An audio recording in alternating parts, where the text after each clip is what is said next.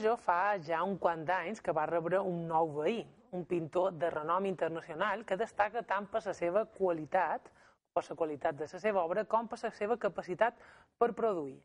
El nostre convidat va cursar estudis a l'Escola Superior de Belles Arts de Sant Jordi de Barcelona, és llicenciat en Belles Arts i catedràtic i ha obtingut diversos premis a Balears, la Península i l'estranger. I amb aquestes pistes ja poden dir de qui xerram, ja el tenim aquí, estem xerrant del pintor Daniel Codorniu. Bones tardes, Daniel. Bones tardes. Com està? Molt bé, fantàstic. Xerrim-nos una miqueta, perquè clar, ja comentaven que ha tingut èxit a l'estranger. Vostè, moltes vegades, la seva obra ha estat allunyada de Mallorca. Com va decidir tornar a Mallorca i instal·lar-se aquí al seu estudi a Llucmajor?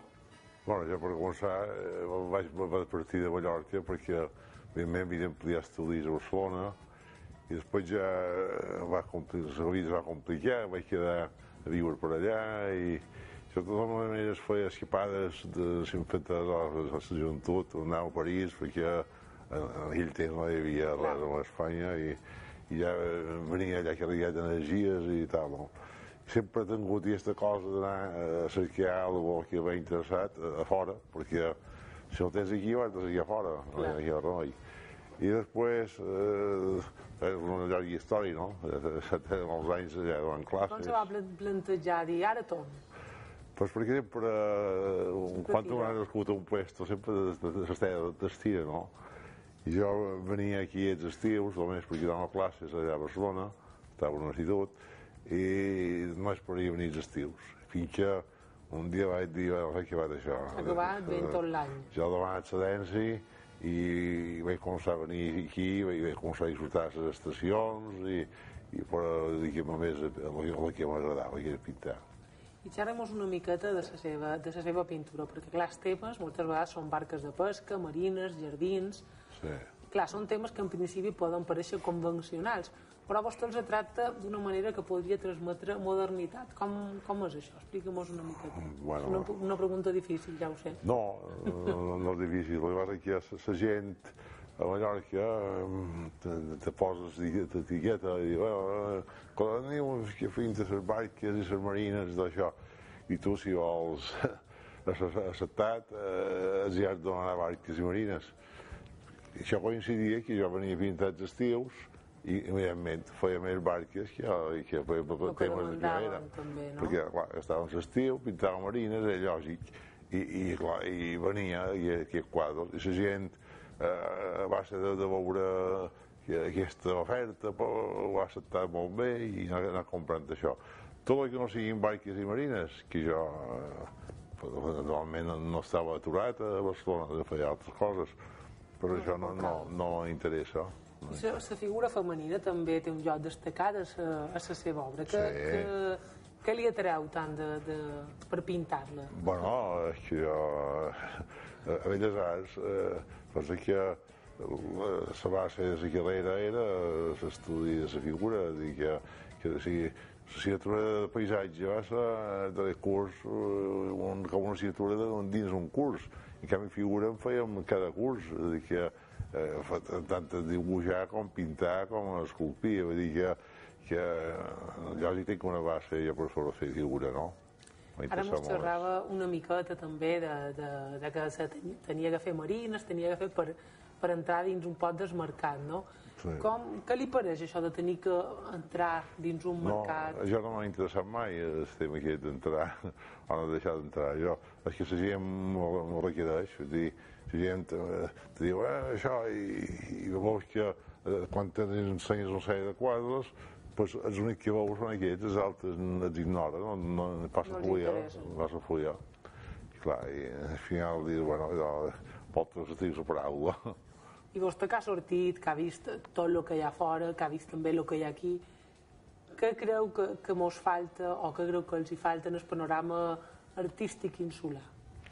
Home, jo crec que jo no vull ser de càtedra ni criticar a ningú, però crec que el que falta, primer d'això que jo vaig veure de formació, base. És a dir, quan un té una base i estudiar, després el lliure per poder fer el que vulguis. Si no tens una base sòlida, difícilment pots fer res, que és molt limitat. Clar, i aquí el tema dels estudis és més complicat. Aquí no ha existit mai. Aquí han passat molt de pintors, però els pintors fets que han vengut dels veïns, estranger i tal, no?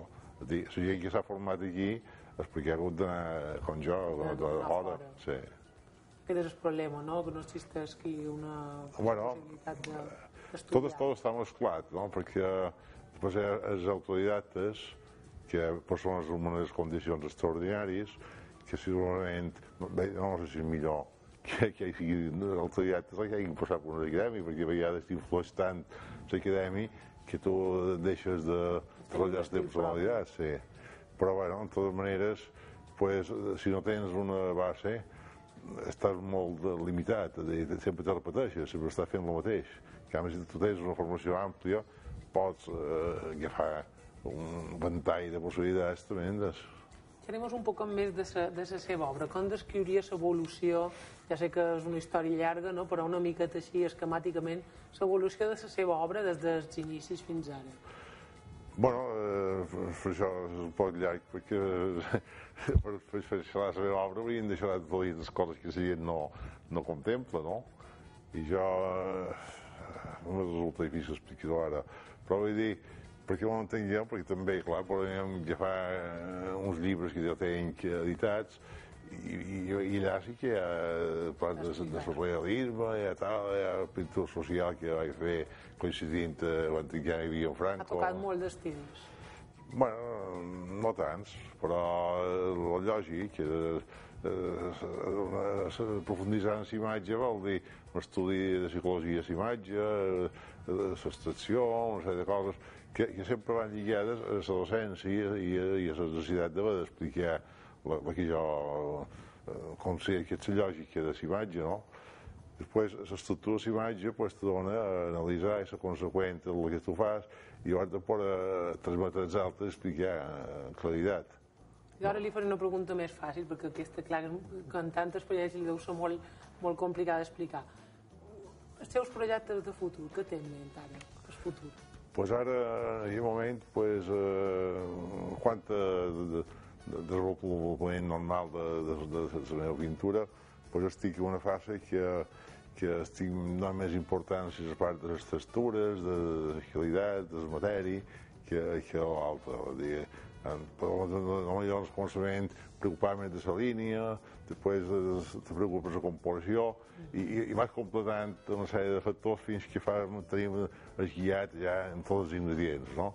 Ja estic a la fase que és, la fase per jo, que no sé on m'ho durarà això, però estic aprofitant totes aquestes experiències per agafar més llibertat, per posar textures fins allà més suelta, que allà s'aturar més de matèria, i el resultat que em dona és satisfactori, perquè dona una riquesa i una expressivitat, uns recursos més directes. Nosaltres, Daniel, li agraïm molt que hagi vingut fins aquí a explicar-nos un poc la seva trajectòria i a xerrar-nos un poc de pintura. No sé si ho he explicat bé o no, perquè és molt complicat. Sí, ho ha explicat molt bé. Moltes gràcies, Daniel, per estar amb nosaltres. Gràcies. Nosaltres ara seguim tot d'una xerrant amb els nostres petits tertulians.